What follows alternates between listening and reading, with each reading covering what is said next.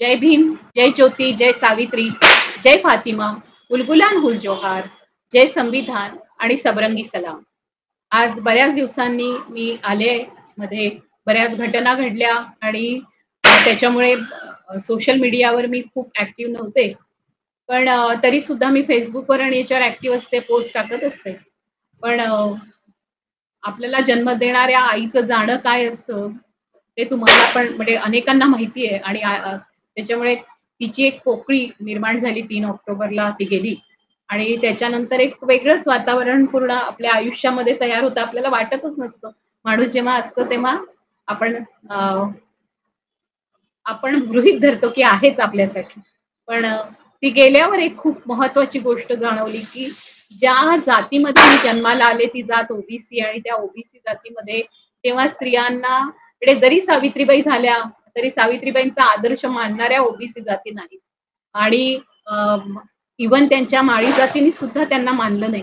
त्याच्यामुळे झालं असं आहे की सावित्रीबाईंचा वारसा चालवणाऱ्या ज्या स्त्रिया आहेत ज्यांनी आपल्या उत्तर आयुष्यामध्ये सुद्धा त्या शिकल्या. म्हणजे मी 10वीत असताना आईने डीएड केलं आणि ती पहिली मेरिट आली विदर्भातून आणि त्याच्यानंतर ती शिक्षिका झाली.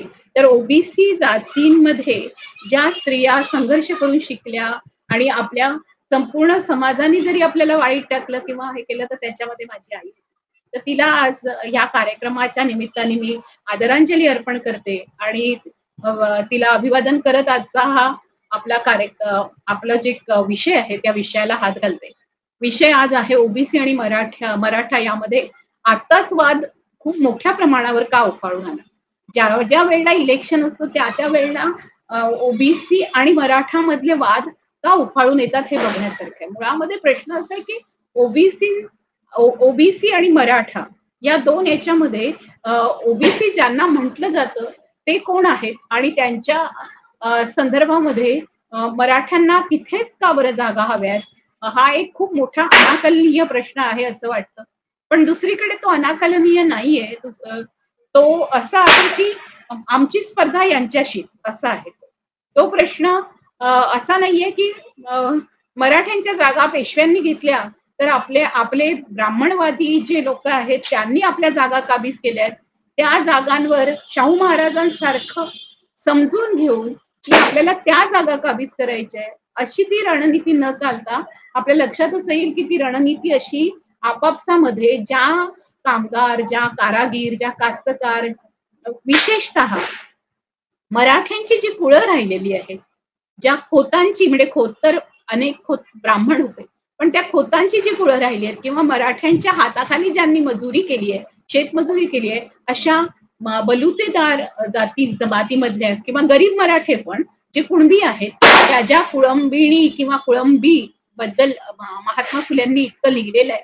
ही जी सगळी सामान्य माणसं आहेत, शेती करणारी माणसं आहेत, ही ओबीसी आहेत आणि यांना आरक्षण मिळालं आणि हे मजूर आपल्यापेक्षा पुढे चालले. म्हणजे दलितांना नेहमी असं वाटत राहतं की दलितांशी स्पर्धा केली जाते मराठ्यांकडून. तसं नाहीये. ऍक्च्युली आपल्यापेक्षा कुणीही आपल्याकडे मजुरी करणारं माणूस म्हणजे सामंतशाहीचं हे कॅरेक्टर आहे की आपल्याकडे मजुरी करणारी व्यक्ती जी आहे किंवा आपल्या हाताखाली राहणारी स्त्री आपल्याशी कसं बोलते. म्हणजे उदाहरणार्थ मागच्या वेळेला जो संवाद झाला होता मी यशवंतराव चव्हाण प्रतिष्ठानमध्ये त्यावेळेला काही एका प्रकल्पाच्या निमित्ताने तिथे होते. ज्या वेळेला ते नाट्य घडत होतं त्यावेळेला अचानक अजितदादा पवार आपल्या बहिणीला म्हणजे सुप्रियाताई सुळे खासदार आहेत त्या अतिशय त्यांचं मानाचं सन्मानाचं स्थान आहे. पण तिथे सर्वांसमोर ते म्हणाले तू गप्प बस.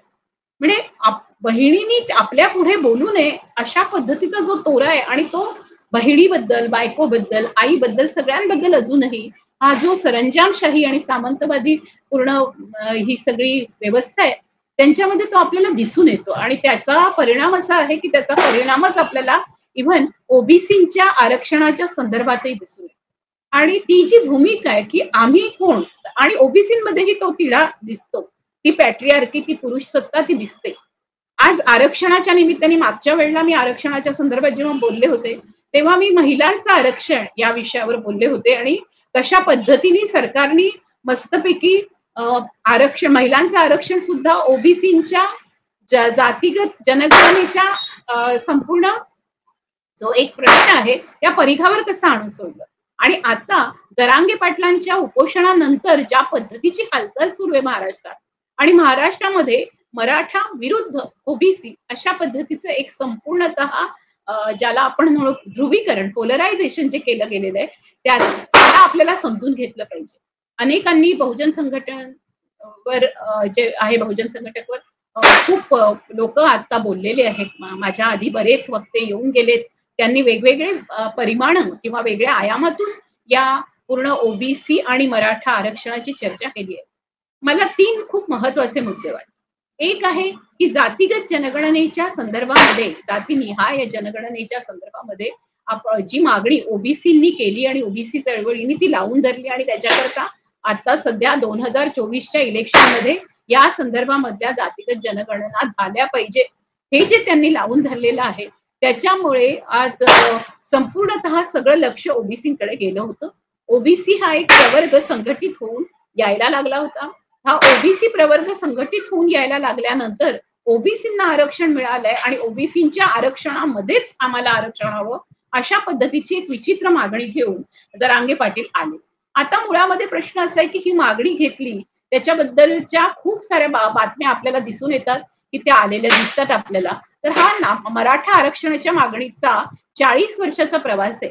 हा बीबीसीनी पण त्याचा खूप सुंदर बीबीसी मध्ये त्याच्याबद्दलचा एक रिपोर्ट आलाय, आणि त्याच्यामध्ये त्यांनी असं म्हटलं की पूर्ण त्यांनी खूपच सुरेख पद्धतीने त्याची मांडणी केली आहे. हा लेख नामदेव अंजना यांचा आहे. मराठा आरक्षणासंबंधी पुनर्विचार याचिका सर्वोच्च न्यायालयानं फेटाळली होती आणि त्याच्यामुळे मराठा आरक्षणाचं भविष्य अंधारात दिसतं. आता मराठा आरक्षण देत असताना 50% मर्यादा भंग करण्यासाठी कुठलाही असा वैधानिक आधार, म्हणजे ज्याला आपण म्हणू की कायदेशीर आधार नाही, असं सुप्रीम कोर्टाने गेल्या वर्षी नोंदवलं, आणि सुप्रीम कोर्टाने इथे फेटाळलं.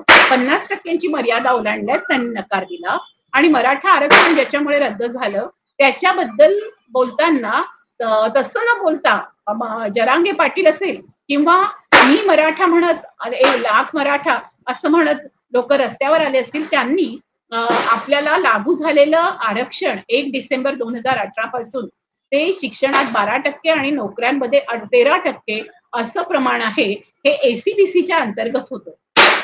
याच्या संदर्भामध्ये ज्या पद्धतीने मराठा प्रवर्गाने हे समजून घेणं, म्हणजे मराठाही आता प्रवर्गाच्या रूपामध्ये स्वतःला पेश करायला लागलं. मराठा ही एक खरं तर जात आहे, ज्या जातीचे जवळपास आजपर्यंत म्हणजे जितके आमदार, खासदार किंवा सगळे उमेदवार असतील राजकीय याच्यावर, तर 1100च्या वरती उमेदवारांनी आजपर्यंत महाराष्ट्र राज्यामध्ये त्याचं प्रतिनिधित्व केलेलं आहे मराठा जात.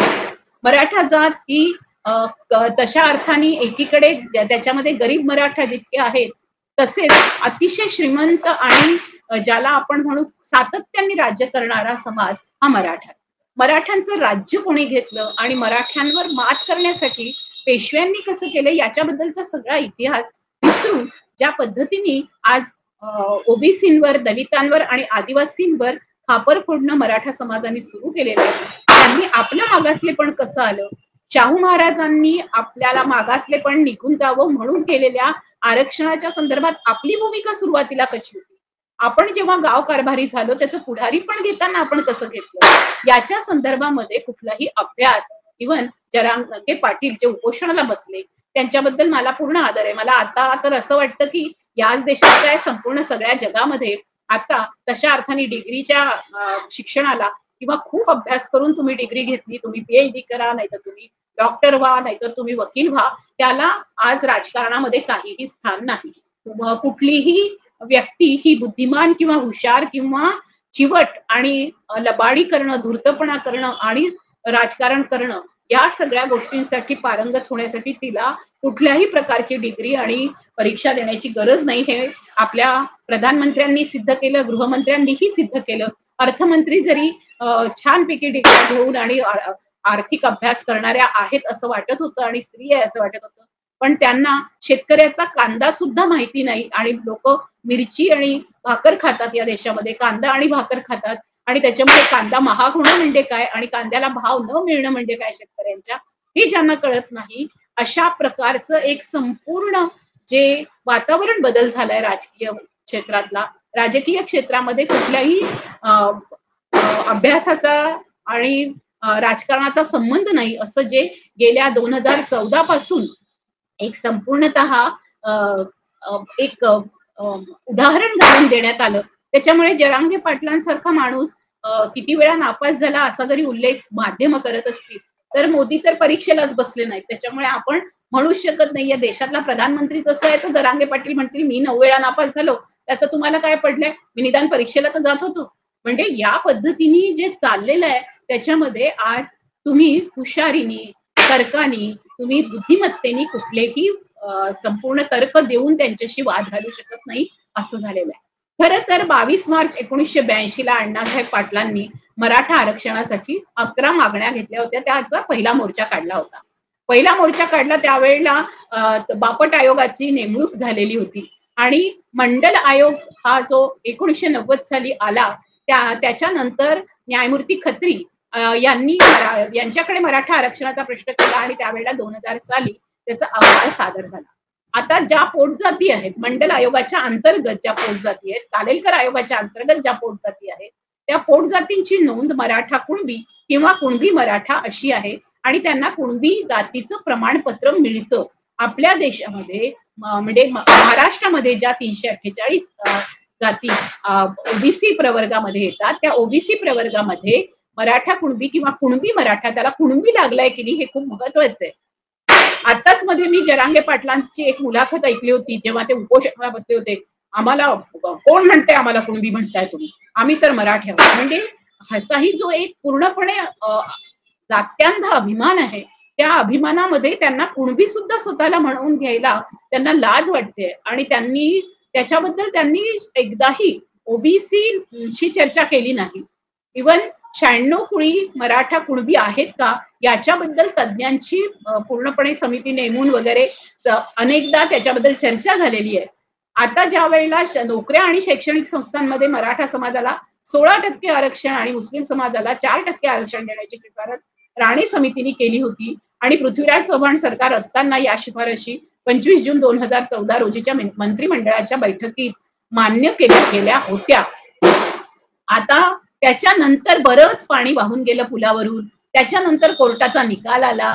ज्या वेळेला 14 नोव्हेंबर 2014 रोजी मुंबई हायकोर्टाने मराठा आरक्षणाच्या निर्णयाला स्थगिती दिली. मुंबई हायकोर्टाने दिलेल्या स्थगितीला त्यावेळच्या महाराष्ट्र सरकारने सुप्रीम कोर्टात जायचं ठरवलं, पण सुप्रीम कोर्टाने स्थगिती उठवण्यासाठी नकार दिला. हे सगळे जे उल्लेख आहेत, संदर्भ आहेत, हे मी बीबीसीच्या लेखावरून घेतलेले आहेत आणि त्याच्याशिवाय पण मी अनेक लेखांचं या आजच्या संपूर्ण व्याख्यानासाठी वाचन केलं. आता मराठा समाज हा ज्या वेळेला हे अशा पद्धतीने कोर्टाने जेव्हा हा निकाल दिला आणि सुप्रीम कोर्टाने स्थगिती उठवण्यामध्ये नकार दिला, हे 2014 साली घडलेलं आहे. म्हणजे आता बरोबर त्याचे 9 वर्ष झालेले आहेत. म्हणजे 15 नोव्हेंबर 2018 रोजी गायकवाड यांनी एक अहवाल सादर केला आणि त्यातील नोंदी पण कोर्टामध्ये महत्वाच्या मानल्या गेल्या आणि त्यावेळेला देवेंद्र फडणवीस म्हणाले 2018 सालच्या हिवाळी अधिवेशनाच्या वेळेला की आम्ही ते मंजूर करतोय आणि त्यांनी मंजूर केल्या. ते काय होत्या शिफारसी? मराठा समाज हा सामाजिक आणि शैक्षणिक मागास प्रवर्ग घोषित करण्यात यावा, कारण त्यांचे शासकीय आणि निमशासकीय सेवेमध्ये पुरेसे प्रतिनिधित्व नाही. मराठा समाज सामाजिक आणि शैक्षणिक मागास प्रवर्ग घोषित केल्यामुळे हा समाज राज्यघटनेच्या कलम 15(4) आणि 16(4) मधील तरतुदीनुसार आरक्षणाचे फायदे घेण्यासाठी पात्र ठरणार आहे. आणि तिसरा, मराठा समाज सामाजिक आणि शैक्षणिक मागास प्रवर्गात घोषित केल्यामुळे आणि त्या अनुषंगाने उद्भवलेल्या असाधारण आणि अपवादात्मक स्थितीमुळे भारतीय राज्यघटनेच्या अधीन राहून राज्य शासन या प्रश्नी आवश्यक निर्णय घेऊ शकते. आता मराठा समाजाला सामाजिक आणि शैक्षणिक दृष्ट्या मागास म्हणजे ACBC special economic backward classes या प्रवर्गात आरक्षण देण्यात येईल अशी घोषणा देवेंद्र फडणवीस यांनी केली होती आणि गायकवाड आयोगाच्या अहवालातील शिफारसीनुसार फडणवीस सरकारने मराठा आरक्षणासाठी मंत्रिमंडळात कायदा वगैरे पण सहमत करून दिला. फेब्रुवारी ते मार्च 2019 मध्ये मुंबई हायकोर्टात मराठा आरक्षणावर नियमित सुनावणी सुरू झाली. त्यावेळी न्यायमूर्ती गायकवाड आयोगाचा हा अहवाल महत्वाचा ठरला आणि 27 जून रोजी मुंबई हायकोर्टात या खटल्यात अंतिम निकाल जाहीर झाला. त्यात मराठा आरक्षणाच्या संदर्भात सरकारच्या 16% आरक्षणाच्या मागणीत मात्र मुंबई हायकोर्टाने न्यायमूर्ती गायकवाड आयोगाच्या अहवालानुसार बदल केला. मराठा समाजाला त्यांनी सांगितलं सरकारी नोकऱ्यात 13%, तर शिक्षणात 12% आम्ही आरक्षण दिले आहे. आता जयश्री पाटील यांनी दिलं होतं सुप्रीम कोर्टामध्ये आव्हान, आणि त्यावेळेला त्यांनी 2014 सालच्या मराठा आरक्षण कायद्यास न्यायालयात आव्हान देणारे LK पाटील जे आहेत त्यांची ती मुलगी.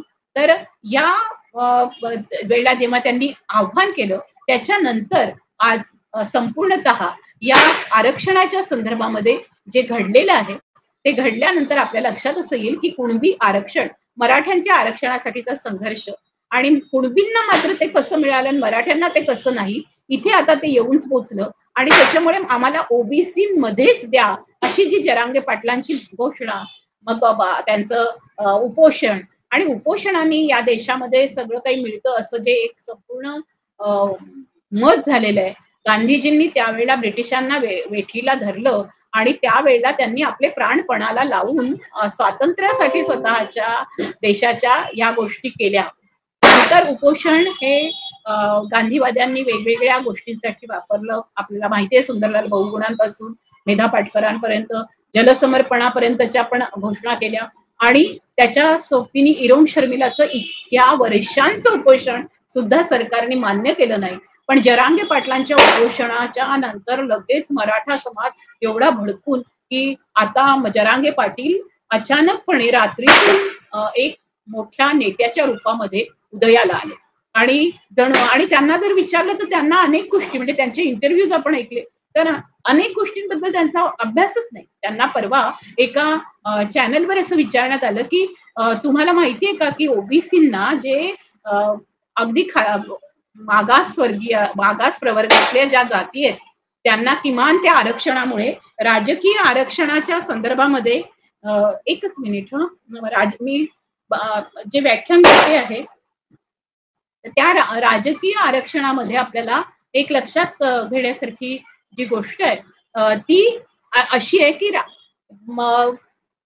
तुम्ही जर हे राजकीय आरक्षण मान्य केलं नाही ओबीसींचं, तर त्यांना स्थानिक स्वराज्य संस्थांमध्ये जे थोडेफार तरी ओबीसी येत होते त्याच्यामध्येही आता मराठा त्यांच्यावर आक्रमण करतील. आणि मराठ्यांना तर जवळपास प्रत्येक आपण जर बघितलं तर राजकीय क्षेत्रामध्ये सर्वात जास्त मराठेच होते. आपल्या संपूर्ण राज्य महाराष्ट्र सरकार जर बघितलं तर महाराष्ट्र सरकारमध्ये सर्वात जास्त उमेदवार आणि प्रतिनिधी कोण आहेत तर ते मराठा आहेत. हे अशा पद्धतीने जेव्हा जरांगे पाटलांशी एका चॅनलवर बोलण्यात आलं त्यावेळेला जरांगे पाटील म्हणाले की मग हे त्यांनी आम्हाला सांगावं ना. आता म्हणजे सांगावं म्हणजे काय, कोणी सांगावं? जेव्हा तुम्ही उपोषणाला बसता तेव्हा तुम्ही अभ्यास करून का नाही बसत? तुम्ही जेव्हा एवढा संपूर्ण समाज ओबीसी म्हणजे 348 जातींना तुम्ही वेठीशी धरता, तुम्ही 3743 जाती देशातल्या ज्या आहेत त्यांना वेठीशी धरता. आजपर्यंत ओबीसींनी केलेला जो संघर्ष आहे त्याच्यामध्ये मजेदार गोष्ट बघा की ओबीसींच्या संदर्भामध्ये जातीगत जनगणनेच्या संदर्भामध्ये जेव्हा आपण बोलतो तेव्हा मराठ्यांची पण मग आता जातीगत जनगणना झाली तर कळेल की किती आपल्याकडे ओबीसी आहेत म्हणजे कुणबी आहेत आणि किती मराठा आहेत. म्हणजे एकदा जातीगत जनगणना झाली की त्याच्यातले मराठा जे गरीब आहेत ते एसीबीसी मध्ये त्यांना त्याच्यामधलं आरक्षण आहेच ना, तर ते त्यांना तिथे द्यावं.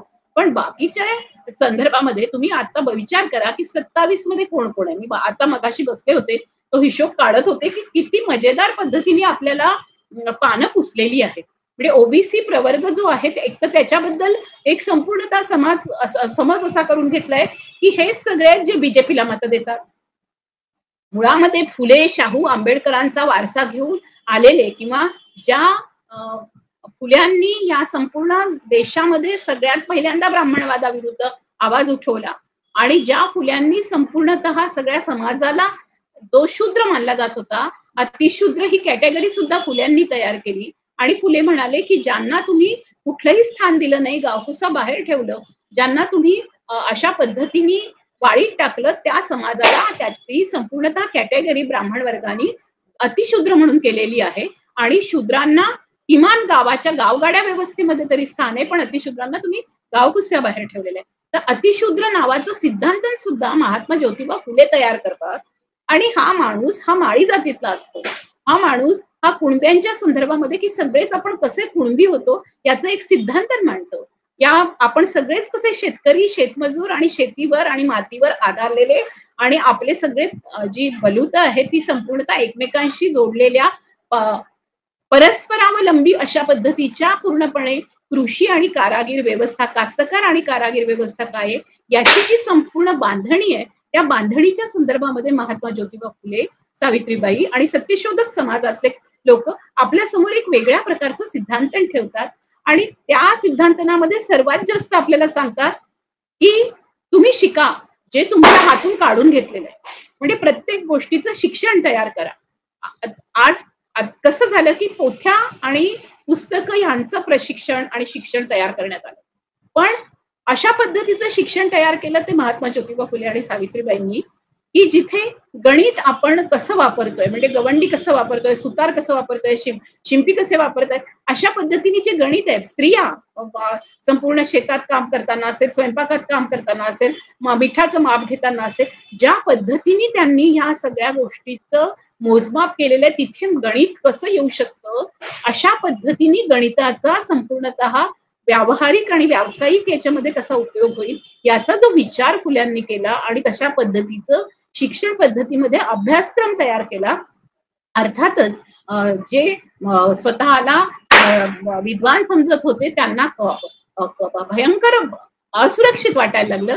कारण इंग्रजांच्या ज्या संपूर्णतः शिकवण्याची जी पद्धत होती आणि त्याच्यातून ते कारकून तयार करत होते त्या कारकुनीमध्ये सुद्धा गणित येऊ शकणारे हे जे सगळे कारागीर आणि शेतकरी बसत होते यांना जर मिळालं तर ते आपल्या बरोबरीने येतील याची त्यांना खूप धास्ती वाटत होती.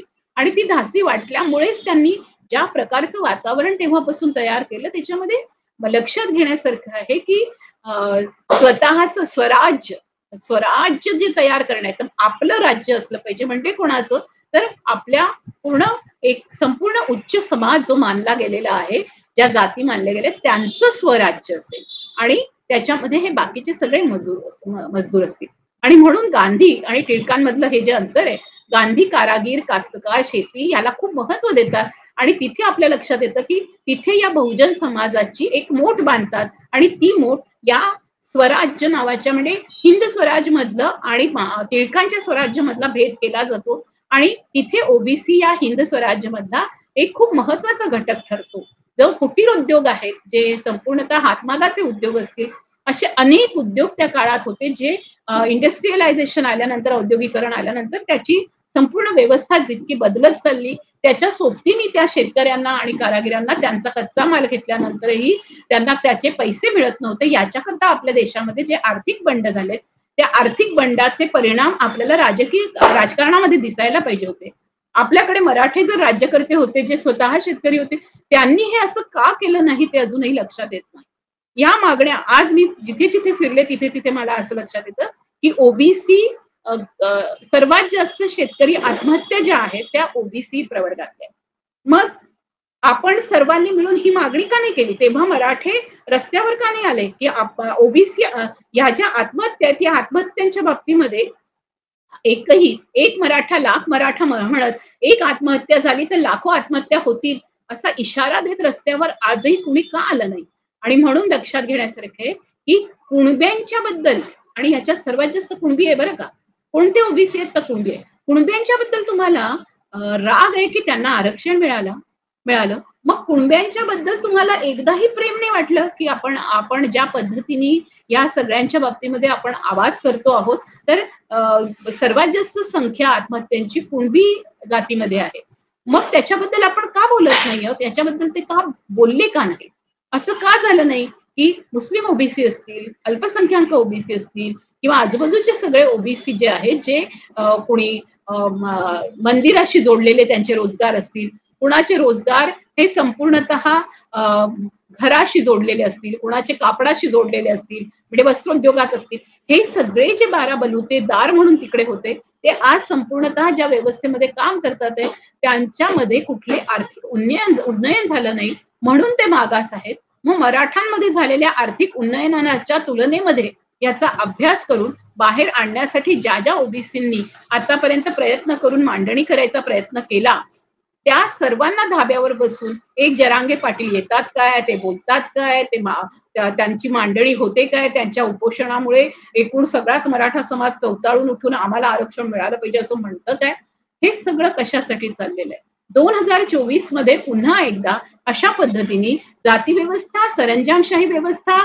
क्रॉनिक कॅपिटलिझम आणि ह्या सगळ्या ज्या साम्राज्यवादी या सगळ्या सत्तांना एकत्र आणून इथल्या कोणत्या लोकांमध्ये ध्रुवीकरण पाहिजे, इथल्या कोणत्या लोकांमध्ये एकमेकांशी वाद झाले पाहिजे, इथल्या कोणत्या लोकांचे एकमेकांशी संघर्ष झाले पाहिजे, हे बघण्यासाठी त्यांनी अशा पद्धतीचे डाव टाकलेले आहेत.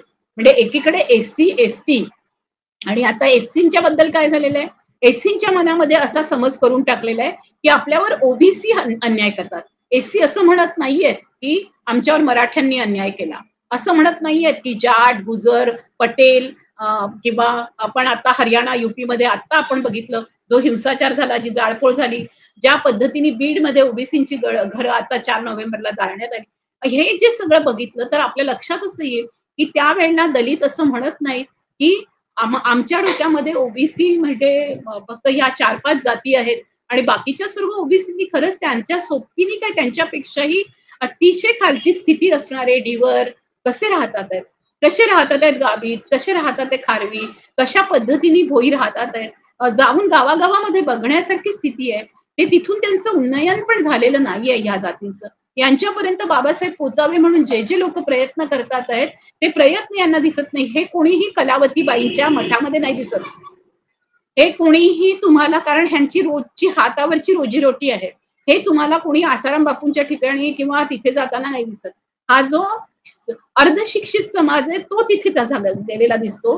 त्याच्यामध्ये तुम्हाला अगदी एससी एसटी ओबीसी ब्राह्मणांमधल्या ज्या निम्न याच्यामध्ये जाताना ज्या खालच्या जाती दिसतील, दशग्रंथीपासून अगदी कराडे ब्राह्मणांपर्यंत ते लोक आणि ब्राह्मणांचे काही लोक जे खास त्या संपूर्ण बाबा बुवा यांना पूर्णपणे संरक्षण देतात ते लोक, हे सगळे तुम्हाला तिथे दिसतील. आणि ते सगळे अंधभक्त आहेत. ते अंधभक्त फक्त त्या बाबाबुवांचेच नाहीत, तर अगदी राजकारणामधले जे बाबाबुवा आहेत त्यांचे पण ते अंधभक्त आहेत. आणि म्हणून लक्षात घेण्यासारखी गोष्ट अशी आहे की ह्या अंधभक्तांच्या भक्तांना वेगवेगळ्या पातळीवर व्हॉट्सअप युनिव्हर्सिटीमधून जे जे काही शिकवलं जातंय, जे जे काही टाकलं जात आहे आणि त्याचा एक आर्टिफिशियल इंटेलिजन्स तयार करण्यामध्ये यांना यश आलंय. आणि ते आर्टिफिशियल इंटेलिजन्स असं आहे की सगळ्या एससी एसटींना आणि ओबीसींना आरक्षण मिळालंय आणि त्यांचं सगळं भलं झालेलं आहे.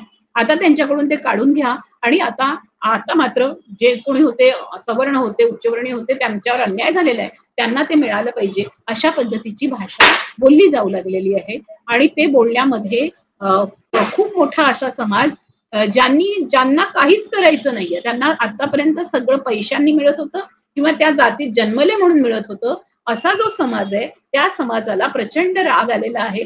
कारण त्यांना असं वाटतंय की आपण ज्यांना निर्बुद्ध समजत होतो ते निर्बुद्ध नाही, त्यांच्यामध्येच कल्पना चावला तयार होते, त्यांच्याच मध्ये आपल्या देशातले राष्ट्रपती कलाम तयार होतात. आपल्या देशामध्ये अशा पद्धतीने सर्वात जास्त उत्पन्न आणि उत्पादनं देणाऱ्या ह्याच जाती आहेत. त्याच्या कुठेतरी दुसऱ्या देशांमध्ये असेल तर बाटा असतो, पण या देशामध्ये बाटा असतील तर ते चांभार असतात. अशा पद्धतीची जी सगळी जातवारी केली होती त्याच्यातून आज लक्षात असं येत आहे की डॉक्टर बाबासाहेब आंबेडकरांनी संविधानात म्हटल्याप्रमाणे प्रत्येक माणूस त्या प्रत्येक व्यक्ती आहे आणि ती मग ट्रान्स असेल नाहीतर ती कुणीही असेल, ती अगदी मतिमंद असेल तरी सुद्धा ती व्यक्ती आहे. या देशामध्ये ती जन्माला आल्यानंतर तिला नागरिकत्व मिळतं आहे आणि त्याच्याशिवाय तिच्या जात धर्मावर तिचं नागरिकत्व ठरत नाही. या देशातल्या तिचा जन्म आणि तिचं किती वर्षांचं वास्तव्य आहे याच्यावर तिचं नागरिकत्व ठरतंय. एवढंच नव्हे तर तिला मतदानाचा अधिकार आहे आणि ती संपूर्णतः स्वतंत्र पूर्णतः एक मत असलेली व्यक्ती आहे, जे मनुस्मृतीने पूर्ण नाकारलं होतं. या सगळ्या मनुस्मृती आधारित पूर्ण जातीवर्ण व्यवस्थेच्या आधारावर जे मागास ठेवण्यात आलं त्याच्यामध्ये एससी म्हणजे शूद्रांमधला जो अतिशूद्र मानला गेलेला वर्ग आहे त्याच्यातला तो प्रवर्ग, एसटी म्हणजे आदिवासी आणि ओबीसी मध्ये इतर मागास जाती म्हणजे अदर बॅकवर्ड क्लासेस जे येतात त्याच्यामध्ये लक्षात घेण्यासारखं आहे. त्याच्यामध्ये कोण कोण आहे, मगाशी मी सांगत होते तसं 52% जर ओबीसी धरले, अदर बॅकवर्ड क्लासेस, म्हणजे ज्याच्यामध्ये पूर्ण देशभरातून 3743 जाती, त्याच्याशिवाय त्याच्यामध्ये भटक्या विमुक्त त्यांचे प्रतिशत, त्यांचे आपण त्या म्हणजे त्यांचे 52% ओबीसी, ज्या मागास म्हणून, ज्या मागास प्रवर्गातून येणाऱ्या जाती ज्या आहेत, शूद्र मानल्या गेल्या, त्या भटक्या विमुक्तांच्या प्रतिनिधित्व करणाऱ्या अशा याच्यामध्ये ते 10%, 10% भटके विमुक्त, 1% ट्रान्स आणि 4.5% हे अल्पसंख्याक. असं जर आपण धरलं तर 52 आणि 5 57, 57 आणि 10 67 आणि 0.5 अशा पद्धतीने 68% जो समाज आहे त्याला किती त्यांनी आरक्षण दिलेलं आहे? 27% आरक्षण. आता स्टालिननी काय केलं तामिळनाडूमध्ये? 69% आरक्षण दिलं.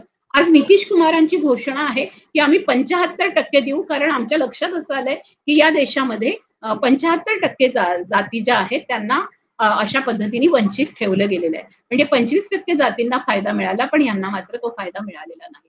हे जे काही आहे या सगळ्या संदर्भामध्ये आपल्या लक्षात असं येतं की एक संधी आपल्याला मिळाली आहे, जी मला पण मिळाली आहे, माझ्यासारख्या अभ्यासकांना मिळाली आहे, संशोधकांना मिळाली आहे. पण एक सर्वात जास्त निराशा येते, ही संधी मिळाली आहे तुमच्या सर्वांशी संवाद करण्याची, की ओबीसी काय आहे हे सांगण्याची. एक जातीगत जनगणनेचा मुद्दा खूप मोठ्या प्रमाणावर आलेला आहे. स्त्रियांच्या आरक्षणामध्ये ओबीसी स्त्रियांना आरक्षण मिळालं पाहिजे, म्हणजे कोटा विदिन कोटा इथपर्यंतची मान्यता लोकसभा आणि राज्यसभेमधल्या स्त्री प्रतिनिधींमध्ये सुद्धा एक समज तयार झालेली आहे. ओबीसी चळवळ कुठे होती, ओबीसी चळवळ काय करते, असा जो लोकांना प्रश्न पडतो, तर मी नेहमी त्यांचं उदाहरण देते की ख्रिस्तोफी जॅफ्रे लॉट यांनी बिहार मधल्या चळवळीला असं म्हटलं की ही एक संपूर्ण सायलेंट चळवळ चालली होती. तर ही जी शांतपणे चाललेली, अतिशय याचा खूप गाजावाजा झाला नाही, आवाज झाला नाही, अशी जी ओबीसींची चळवळ आहे, या ओबीसींच्या चळवळीने आज सगळं जनमानस घुसळलेलं आहे. हे जनमानस घुसळल्यानंतर आता सर्वात जास्त प्रश्न असा आहे की हे जर इतके मतदार असतील, 67% मत जर त्यांचं पूर्ण जर कॉन्स्टिट्युएन्सी बघितली तर त्याच्यामध्ये 67% या देशातली जनता येते, तर या 67%ांना म्हणवायचं असेल तर त्यांना फोडलं पाहिजे.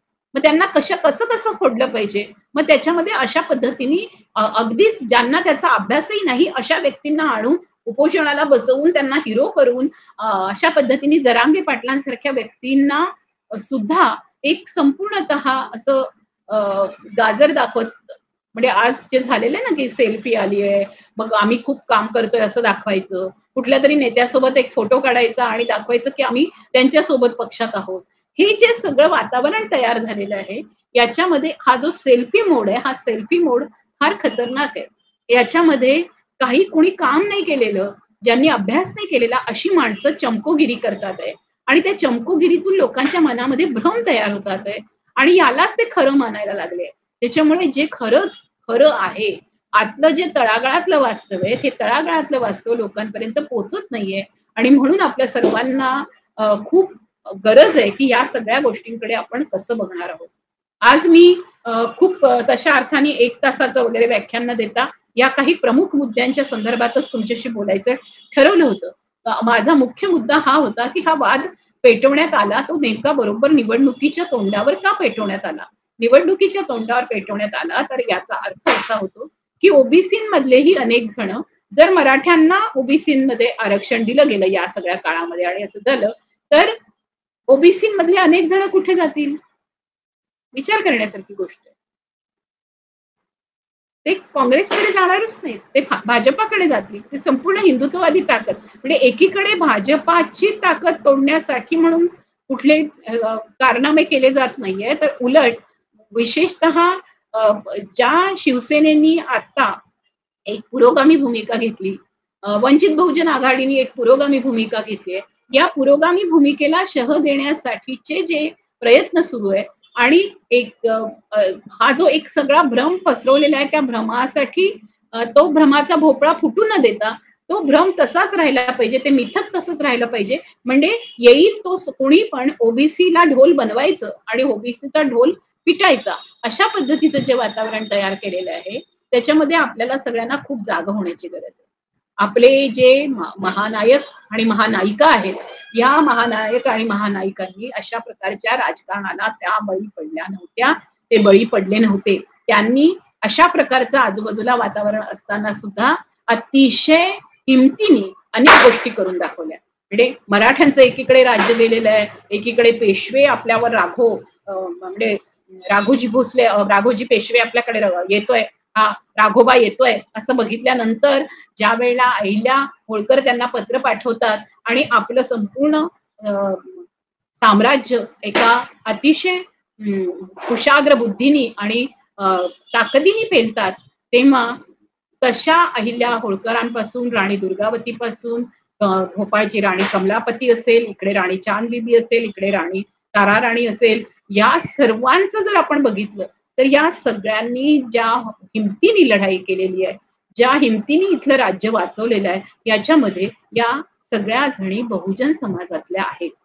यातले जे महानायक आहेत हे बहुजन समाजातले आहेत, ज्यांनी संपूर्णतः ब्राह्मणवादावर तर हल्ला चढवला, मनुस्मृतीचा पूर्ण पर्दाफाश केला, शिवाजींची समाधी शोधून काढली.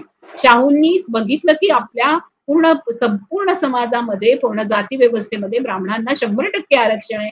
अशा वेळेला जर आपण इतर जाती जमातींना आरक्षण दिलं नाही तर आपली माणसं कधीच येणार नाहीत. पण 1902 मध्ये आरक्षण आणलं त्यांनी आणि आपल्याला पहिल्यांदा आरक्षण मिळालं. ही जी गोष्ट आहे, या आरक्षणाच्या संदर्भातलं राजकारण अजूनही करणाऱ्या मराठ्यांना शिवाजी महाराजांचं ते नाव घेतात, पण शिवाजी महाराज ते शाहूंनी या देशातल्या खरोखरच जो इतर मागासवर्ग आहे त्याला सोबत घेऊन आणि त्यांच्या संपूर्ण उन्नतीचा विचार करत, ज्यांना शूद्रपूर्वी कोण होते याचा संपूर्ण उहापोह डॉक्टर बाबासाहेब आंबेडकर करतात, या सर्व शूद्रांना एकत्र करत शिवाजी महाराज ते शाहू महाराज ते सयाजीराव गायकवाड हा जो संपूर्ण प्रवास करतात आणि एका विशिष्ट पातळीपर्यंत राजकारणामध्ये आणून सोडतात, त्यांना अशा पद्धतीने आपण एक संपूर्णतः या समाजामध्ये कसं स्थान देणार आहोत. आणि आपण मराठा आणि कुणबी, मराठा आणि ओबीसी अशा वादामध्ये अडकून राहण्यापेक्षा खरोखरच मराठ्यांचे, कुणब्यांचे, विशेषतः जे गरीब आहेत, ज्यांची रोजीरोटी छिनली गेलेली आहे, ज्यांना उसाच्या तांड्यावर मजुरी करायला ज्या जमातींना जातींना धावावं लागतं, तिथे अजूनही 12 वर्षाच्या मुलींना तिथे त्यांचा बालविवाह केला जातो. एवढंच नव्हे तर तांड्यावर असणाऱ्या या मुलींचं शारीरिक लैंगिक शोषण केलं जातं, लहान मुलांचं शारीरिक लैंगिक शोषण होतं. हे सगळं आपल्या आजूबाजूला महाराष्ट्रात घडतं आहे, मराठवाड्यात घडतं आहे, अगदी पश्चिम महाराष्ट्रामधला जो दुष्काळी भाग आहे तिथे घडतं आहे, विदर्भामध्ये हे घडतंय. आणि याच्यामध्ये सर्वात जास्त भरडला जातोय तो म्हणजे इथला ओबीसी प्रवर्ग. आणि या ओबीसी प्रवर्गासाठी खरंच काही करायचं असेल तर पहिल्यांदा लक्षात घेण्यासारखी गोष्ट आहे की त्यांना शैक्षणिक, त्यांना संपूर्ण सांस्कृतिक, त्यांना राजकीय आणि त्यांना या शैक्षणिक, सांस्कृतिक, राजकीय आरक्षणाच्या माध्यमातून सगळीकडे त्यांना जर तो प्रवेश मिळाला तरच ते लोक कुठेतरी बरोबरीने येऊ शकतील आणि मग त्यांच्यामध्ये काही बदल होऊ शकतील. अन्यथा जेव्हा वेठबिगार म्हणून राहावं लागतं तेव्हा सरंजामदारांच्या किंवा जे संपूर्णतः भांडवलदार असतात, ज्या पद्धतीने एक संपूर्ण व्यवस्था चालत आलेली आहे, त्या व्यवस्थेतल्या जो आपल्याला नोकरी देणारा आहे तो मालक आणि आपण नोकर अशा भूमिकेतून नेहमी गुलामीच्या अवस्थेमध्ये राहणारा जो समाज आहे, त्याला गुलामीतून जर मुक्त करायचं असेल तर आता आपल्याला, आतापर्यंत शेतकऱ्यांचा आसूड घेत होतो आपण हातात, तर आता आपल्याला आरक्षणाचा आसूड हातात घ्यावा लागेल. आणि हा आरक्षणाचा आसूड आपल्याला संपूर्ण सर्व ओबीसी प्रवर्गाला हातात घ्यावा लागेल. आपल्याला तो मंडल आयोगामुळे हातात आलेला आहे आणि पुढचे सगळे जे आयोग आहेत त्याच्यातून आपल्याला आपल्या हितार्थ काय काय आहे ते घेऊन तो आसूड आपल्याला जातीगत जनगणनेच्या रूपाने पुन्हा आपल्याला आणायचं आहे समोर आणि त्याच्यातून आपल्याला एक वेगळी वाटचाल करायची असं मला वाटतं. पुढचा जेव्हा विषय घेईल तेव्हा बाकीचे अनेक विषय त्याच्यामध्ये जो गुंता आहे तो गुंता सोडवायचा प्रयत्न करेल. पण ओबीसी आणि मराठा यामध्ये झालेला वाद का केला गेला याचं खरं कारण 2024चं इलेक्शनही आहे. याचं खरं कारण आता सगळे जे काही वाद चालले होते, जातीगत जनगणनेचा सर्वात महत्वाचा मुद्दा, तिथून संपूर्णतः वाद बाजूला करून इकडे वाद आणायचा आणि जणू काही आज सगळं लक्ष हे संपूर्णतः एका जातीवर केंद्रित करायचं आणि त्यांच्या बाबतीत अन्याय झालाय असं म्हणायचं आणि त्याच्यातून आपल्याला दिसतंय की कोणाची शिंदे वीस किंवा फडणवीस आणि शिंदेचा जो जी युती झालेली आहे आणि पवारांची म्हणजे ह्याच्यामध्ये पुन्हा मराठा आणि ब्राह्मण युती करायची आणि सर्वात जास्त शोषण करायचं ते आदिवासी, भटके विमुक्त, वंचित, ओबीसी आणि दलित या संपूर्ण चारही प्रवर्गाचं नुकसान करायचं आणि त्यांना झुलवत ठेवायचं. हा जो त्याच्या मागचा पूर्ण हेतू आहे तो हेतू आपण समजून घेऊया. आणि तुम्हाला सर्वांना जर काही प्रश्न असतील तर तुम्ही मला नक्की विचारा. मी आता कॉमेंट्स उघडले तर फक्त सुनील दांडेंचंच दिसतंय. जय भीम, जय भीम, नमो बुद्धाय. आपल्याला जर पुढची वाटचाल करायची असेल तर राजकारणामध्ये सुद्धा आपला से असला पाहिजे, आपलं मत असलं पाहिजे. जर आपण तिथे असू तरच तो बदलणार आहे समाज. आणि म्हणून 2024च्या या निवडणुकीमध्ये ओबीसींच्या संदर्भामध्ये ओबीसी हा फक्त मतदानासाठी ढोल पिटवून म्हणजे मतदानाच्या वेळेला किती ओबीसींचं कुठे मत गेलं असं म्हणत ओबीसींना धडाधड मारत जाणं आणि ओबीसींचा नेहमी वापर करणं याच्या पलीकडे जाऊन ओबीसींनी लक्षात घेतलं पाहिजे की हे आपल्याला कशा करता वापरायचा म्हणतात आहे. याचा अर्थ असा आहे की आज आपण बहुसंख्य आहोत म्हणून यांना आपली गरज आहे, आपली मतदाता म्हणून गरज आहे म्हणून ते हे सगळं राजकारण करतात आहे. म्हणून ओबीसींनी आता ही सगळी निवडणुकीची सूत्र आपल्या हातात कशी येतील आणि या निवडणुकीचा संपूर्ण जाहीरनामा आपल्या बाजूनी कसा कलेल, आपल्या बाजूनी कसा झुकेल आणि आपल्या बाजूनी जे झुकतील त्याच उमेदवारांना आपण कसं मत द्यायचं अशा पद्धतीने या संपूर्ण एका ब्राह्मणवादी व्यवस्थेवर आणि सरंजामशाही आणि पुन्हा भांडवलशाही आणि साम्राज्यवादी अशा संपूर्ण व्यवस्थेचा एक सगळं जे कडबोळं करत सगळ्या कंपन्यांना अभय देत आपल्या संपूर्ण उत्पादनांवर जो त्यांनी पूर्णपणे बुलडोझर चालवायचा प्रयत्न केलाय त्याला आपल्याला शह द्यावा लागेल. आपल्याला कांद्याची लढाई लढावी लागेल शेतकऱ्यांसाठी, तितकीच आपल्याला शेतकऱ्यांच्या म्हणजे शेतीमालाला भाव मिळण्याची लढाई लढावी लागेल. किसानांसाठी केलेले कायदे हे संपूर्णतः जुलमी कायदे होते असं म्हणत शेतकऱ्यांच्या बाजूने जेव्हा आपण उभे राहतो तेव्हा हा सगळा ओबीसी उभा राहतोय हे लक्षात घ्या. आणि ह्या ओबीसीचं जर मत उमटणारच नसेल विधानसभेत, विधान परिषदेत, लोकसभेत, राज्यसभेत कुठे जर आमचं मत उमटणार नसेल तर आम्ही तुम्हाला मतदान करणार नाही असाही एक अंकुश ओबीसींना आपल्या हातात ठेवता येऊ शकतो. त्याच्यामुळे लक्षात घ्या की 2024च्या इलेक्शनसाठी आपल्याला ढोल बनायचंय की आपल्याला संपूर्णतः या इलेक्शन पोलवर आपला संपूर्णतः एक वचक ठेवायचं आहे. आणि त्याच्यामुळे आपण वचक ठेवणारे असलो पाहिजे. आपण कुणाच्या वचकाखाली किंवा वर्चस्वाखाली जायचं कारण नाही, कारण आपण बहुसंख्य आहोत म्हणून त्यांना आज ओबीसींना अशा पद्धतीने नामोहरम केलं पाहिजे आणि ओबीसींना या संपूर्ण याच्यातून विघटन करून एकमेकांपासून दूर केलं पाहिजे अशी जी त्यांची खेळी चाललेली आहे. आपल्याला एकमेकांपासून दूर करणं आणि आपल्यामध्ये मतभेद करणं, आपल्यामध्ये फूट पाडणं जे सुरू आहे ते आपल्याला एकत्र यावं लागेल. 348 जाती म्हणजे काय खाण्याची गोष्ट आहे का? आणि 3743 जाती पूर्ण देशभरात होत. आपण जर एकत्र आलो तर हे जे सगळे सोंग आणतात आहे या सर्व सोंगांना आपण मागे बसवू शकतो. इतकी ताकद आपल्यामध्ये आहे. ती ताकद निर्माण करण्याची आता वेळ आलेली आहे. त्याच्यामुळे आपल्यावर कोणीही राज्य करते म्हणून जे होते त्यांनी ठरवलं की आम्हाला तुम्हाला कसं काय मिळू शकतं, तर यांना पण दाखवावं लागेल की ते मागास होते.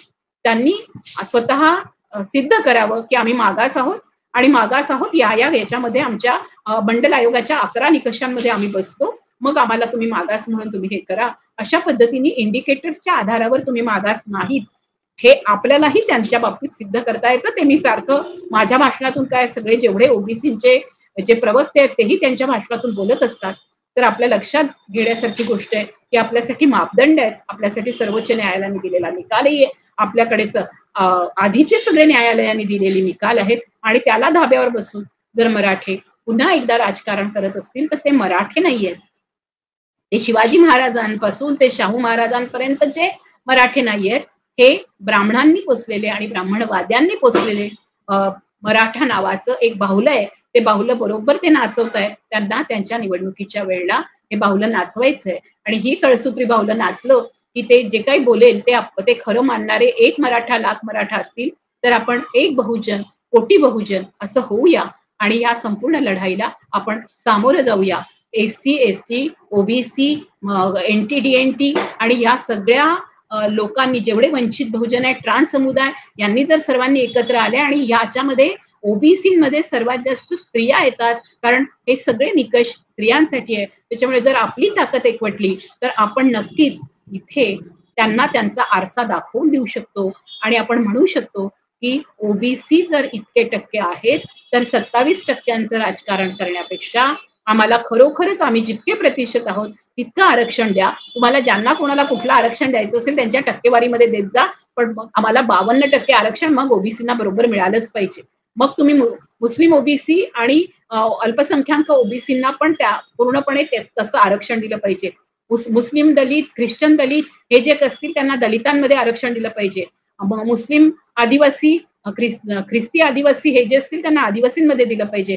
भटक्या विमुक्तांना त्यांना स्वतंत्रपणे आरक्षण त्यांना दिलं पाहिजे. आणि आज भटके विमुक्त ओबीसीमध्ये नाही तर आदिवासींमध्ये स्वतःची गणना व्हावी असं म्हणतायत. त्याच्यामुळे त्यांच्या मागणीकडे लक्ष दिलं पाहिजे. आता नुकतंच ट्रान्सजेंडरनी स्वतःला आरक्षण मिळण्यासाठीचा जो शमीभा पाटील आणि वृषाली असेल, दिशा पिंकी शेख असतील, त्यांच्याबरोबरचा ग्रुप असेल, पण शमीभाताईंनी जे उपोषण केलं आणि ज्या पद्धतीने त्यांना सक्सेस मिळालं तर त्यांचं उपोषण आणि जरांगे पाटलांच्या उपोषणामध्ये खूप मोठा फरक आहे. तिथे जिथे अभ्यास आहे, जिथे अभ्यास पूर्ण पद्धतीने आपल्या मागण्या मागताना कुणाच्याही बद्दल विद्वेष नाहीये, तर आपल्या समुदायाचं इन्क्ल्युजन म्हणजे समावेशीकरण व्हावं म्हणूनचा अट्टहास आहे आणि आपल्या संपूर्णतः तळागाळातल्या समाजाचं कल्याण व्हावं असा अट्टहास आहे. आणि जिथे द्वेषच आहे की तुम्हाला मिळतंय आणि आम्हाला मिळत का नाही अशी तुलना आहे, तिथे द्वेषापोटी केलेल्या पोलरायझेशन ध्रुवीकरणातून कुठलाही उद्देश साध्य होणार नाही. त्याच्यामुळे जरांगे पाटलांना पण माझी विनंती आहे की तुम्हाला बसायचं असेल तर आमच्या सोबत बसा. आम्ही तुम्हाला समजावून सांगतो की हे आरक्षणाचं नाटक कधी सुरू झालं, कसं सुरुवात करण्यात आली, तुम्हाला किती काय तुमची दिशाभूल करण्यात आली आहे. तुम्हाला जर खरंच समजून घ्यायचं असेल तर तुम्ही ब्राह्मणवाद्यांनी जे पूर्ण 100% आरक्षण घेतलेलं आहे त्याच्याबद्दल एका आरक्षणाच्या संपूर्णतः राजकारणाचा विचार करत करत तिथे तुम्ही मागणी करा. पण इथे मात्र जे संपूर्णतः आपल्या देशातले उत्पादक आहेत त्या उत्पादकांच्यावर आणि जो अन्याय होतोय, जे खास करून कृषी उत्पादक आहेत त्यांच्यावर अन्याय होतोय, त्याच्याशी संबंधित या सर्व जाती जमाती आहेत, तर तो अन्याय होता कामा नये याची पूर्णपणे काळजी घेत आपल्याला मागण्या कराव्या लागतील. ध्रुवीकरणापेक्षाही एकत्र येणं खूप महत्वाचं आहे. आणि जर आपण एकत्र आलो तर आपण ही संपूर्णतः धर्मांधतावाद्यांची सत्ता उलथून पाडू शकतो. आणि जर बहुजन समाज एकवटला आणि तो धर्मांधतेकडे गेला नाही, तो पेशवेवादाकडे गेला नाही, तो मनुस्मृतीकडे गेला नाही, तर मी सांगते या देशातलं भविष्य उज्ज्वल आहे. कारण मग आपण सायन्स, टेक्नॉलॉजी, कोणाच्या हातात होतं विज्ञान, कोणाच्या हातात होतं तंत्रज्ञान, कोण होते उत्पादकांच्या हातामध्ये तंत्रज्ञान होतं. आपण तंत्रज्ञानाच्या आधारावर वेगवेगळ्या प्रकारचं तंत्रज्ञान आणत आपण इथलं स्थापत्य, इथले शिल्प, इथली शेती, इथला स्वयंपाक, इथल्या चुली, इथलं सगळं आर्किटेक्चर हे सगळं आपण उभं केलेलं आहे. तर त्याच्यामुळे आपल्या लक्षात घेण्यासारखं आहे की आपण योगदान दिलेलं आहे आणि त्या योगदानाच्या आधारावर आज आपल्याला आपलं मत व्यक्त करता आलं पाहिजे. आपली एकजूट त्या योगदानाच्या आधारावर दिसली तर मला असं वाटतं संपूर्ण देशामध्ये वेगळ्या पद्धतीने पूर्ण ओबीसी प्रवर्ग जागा होईल आणि तो ओबीसी प्रवर्ग जागा करण्याची जबाबदारी आता आपली आहे. म्हणून जरांगे पाटलांना पण जागे व्हा पाटील असं म्हटलं पाहिजे. तुम्ही म्हणजे पुराण कथांचा आणि मिथकांचं, मी पुराण कथा आणि मिथकच म्हणते रामायण महाभारतातल्या सगळ्या गोष्टींना, कारण मी खरोखरच महात्मा ज्योतिबा फुले आणि सावित्रीबाईंची शिष्य आहे किंवा सत्यशोधक विश्लेषणातून मग शरद पाटील असतील ते साळुंखे असतील इथपर्यंतच्या संपूर्ण विश्लेषणातून जर बघितलं तर ती जी कथा आहे, मिथक आहे जरासंधाचं, तर जरांगे पाटलांचा जरासंध होता कामा नये. जरा बघितलं पाहिजे आपण सगळ्यांनी मिळून की आपण आपल्या देशाला कुठे नेतोय आणि कुठल्या त्या पुराण कथा आणि मिथकांच्या सारखं वागायला निघालेलो आहे. अरे जागे होऊया. आणि इकडे तर आर्टिफिशियल इंटेलिजन्स मध्ये त्यांनी हेही बनवून टाकलेलं आहे की त्यांनी ठरवून टाकलेलं आहे की ओबीसी म्हटलं की अंधभक्त असं येतं. तर ह्या आर्टिफिशियल इंटेलिजन्स मध्ये जो भरणा केला जातोय मजकुराचा, जो कंटेंट दिला जातोय, ज्या पद्धतीचं स्क्रिप्ट लिहिलं जात आहे, ज्या पद्धतीचं त्यांच्याजवळ आज संपूर्णतः एक ज्याला आपण म्हणतो कंटेंट रायटर्स त्यांचे जे असतात, ह्या कंटेंट रायटर्सनी त्यांच्या रोबोटिक्स मध्ये जे काही भरायचा प्रयत्न केलेला आहे ते काय आहे, तिथे आपली संहिता का नाहीये, तिथे आपले विचार का नाहीये, तिथे आपलं तत्वज्ञान का नाहीये, हे बघायची वेळ असताना आपल्याला त्यांनी जुंपलेलं आहे. कशाला जुंपलेलं आहे? आपल्याला त्यांनी शिक्षणातही मागे ठेवलेलं आहे, म्हणून आपल्याला आरक्षण हवंय. आपल्याला त्यांनी आपण सांस्कृतिक विरासत कोणती आहे, ती विरासत कुठल्या बुवा बापूंची नाहीये, तर आमच्याकडे कबीरापासून म्हणजे बुद्ध, कबीर, भीमराव फुले या भूमीवर जन्मले अशा प्रकारची विरासत आपल्याकडे आहे. ही विरासत आपल्याकडे तुकारामाची विरासत आहे विद्रोहाची, आपल्याकडे मुक्तीची विरासत आहे, आपल्याकडे मीरेची विरासत आहे, आपल्याकडे जनाबाईची विरासत आहे, आपल्याकडे बहिणाईची विरासत आहे. मी मगापासून सांगते. आणि एवढी मोठी विरासत आहे ती म्हणजे सावित्रीबाई फुले, ताराबाई शिंदे, फातिमा शेख यांची विरासत आहे. आणि ही विरासत आपल्या जवळ असताना सुद्धा जर आपण या संपूर्ण एका धर्मांधतावादी काव्याचा भाग झालो आणि त्याला शरण गेलो, तर लक्षात घ्या त्यांचा डाव सक्सेस होईल, ते यशस्वी होतील. आपल्याला जर यशस्वी व्हायचं असेल तर आपल्याला आर्टिफिशियल इंटेलिजन्स आता येणारच आहे. त्यांचं कंटेंट रायटिंग सुरू आहे. आपलं कंटेंट रायटिंग, आपलं तत्वज्ञान, आपल्या विचारांची सगळा भरणा जोपर्यंत तिथे नाही पोहोचत, त्या टेक्नॉलॉजीमध्ये जो कंटेंट दिला जाईल, ज्या पद्धतीच्या आज्ञा दिल्या जातील, ज्या पद्धतीच्या कमांड दिल्या जातील, तिथे आपली कमांड असणं गरजेचं आहे. त्याच्यामुळे आता कमांडो नाही, कमांड असली पाहिजे ज्ञानावर.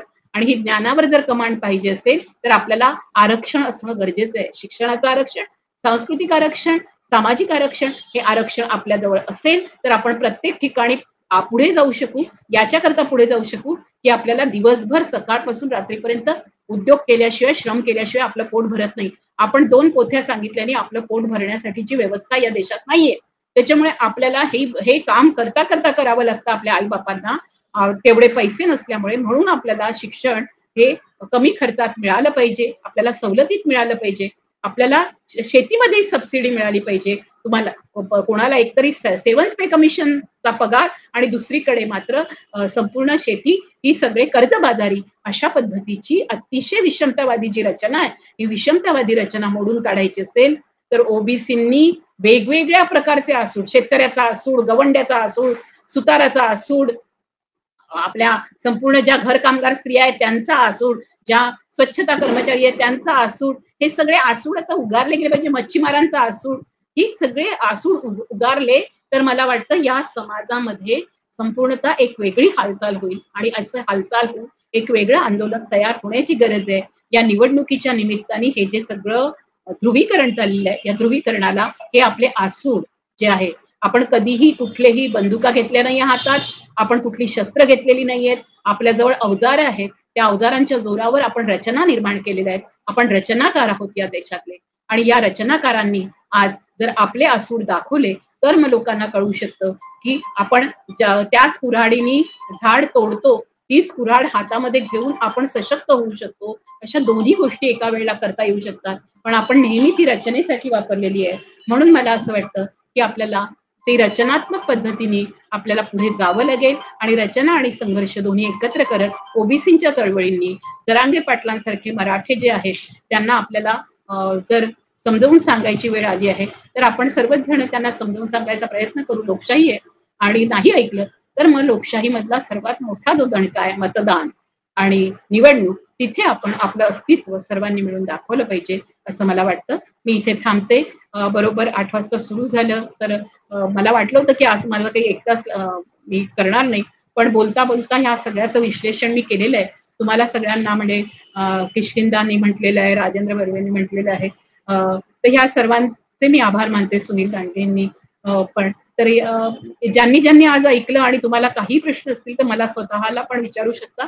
राहुल खांडेकरांना तुम्ही प्रश्न पाठवू शकता. आणि मला असं वाटतं आपली चर्चा झाली पाहिजे. आपण सर्वजण चर्चा होऊन एकत्र कृती कार्यक्रम केले पाहिजेत. आणि असे कृती कार्यक्रम करूया की जेणेकरून आज आमच्या ओबीसी आणि मराठा असा वाद नसेल, तर या देशामध्ये जातीगत जनगणना होऊन खरोखरच ज्यांना गरज आहे आणि ज्यांच्यावर अन्याय झालेला आहे अशा संपूर्णपणे अतिमागास असणाऱ्या अशा सगळ्या प्रवर्गाला या आरक्षणाचा लाभ मिळावा आणि या आरक्षणातून त्यांची उन्नती व्हावी, त्यांना विकासाच्या वाटा दिसाव्यात, अशीच मी इच्छा व्यक्त करते. दिवाळी आपल्या सर्वांसाठी बळीराजाची दिवाळी आहे. दिवाळी ही आपल्या सर्वांसाठी जी आहे ती बुद्ध काळामध्ये ज्या पद्धतीने संपूर्णतः एक वेगळा दीपोत्सव साजरा केला जायचा तशी आहे. आपल्याला माहिती आहे की आज एवढ्या भयानक परिस्थितीमध्ये आपण जगतो आहोत, महागाई वाढलेली आहे. अशा सगळ्या ह्याच्यामध्ये आपण एक दिवा लावला तरी पुरेसा आहे. आपल्याला 100 दिवे नाही, 100 दिवे आपले कसे होऊ शकतात? एका घरातला दिवा लागला, दुसऱ्या घरातला लागला, असे 100 घराचे दिवे लागले तर 100 दिवे होऊ शकतात. हे लक्षात घ्या. आणि आपण महागाईच्या विरोधामध्ये लढत असताना आपल्याला आपल्यावर ज्या पद्धतीचं आक्रमण आलेलं आहे त्याच्या विरोधामध्ये लढत असताना आपल्याला स्वतःच्या सगळ्या आर्थिक जे शोषण होत आहे त्याच्या विरोधात आवाज उठवायचा असेल तर आपल्याला पण पणतीनी पणती पेटवत जात एक मोठी मशाल एकत्र करायची आहे. म्हणून या अशी एकत्र मशाल करण्यासाठी या दिवाळीमध्ये ले मशाले चल पडे हे लोग मेरे गाव के, अब अंधेरा जीत लेंगे लोग मेरे गाव के, असं म्हणत मी इथे थांबते. जय भीम, जय ज्योती, जय सावित्री, जय फातिमा, जय शाहू, उलगुलान हुल जोहार, जय संविधान आणि सबरंगी सलाम.